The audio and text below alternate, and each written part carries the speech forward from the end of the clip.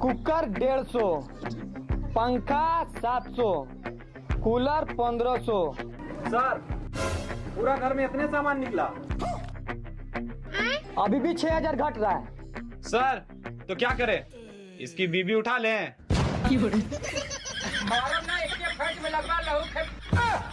अरे साला तुम लोग पागल है क्या?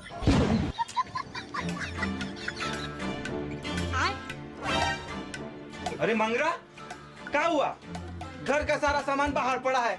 इस साला 1 लाख का लोन लेके चुका नहीं रहा था, इसलिए इसका घर का सारा सामान लेके जा रहे हैं।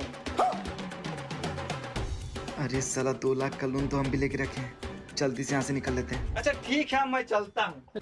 रुको, तुम्हारा चेहरा कुछ जाना पहचाना सा लग रहा है, क्या नाम है?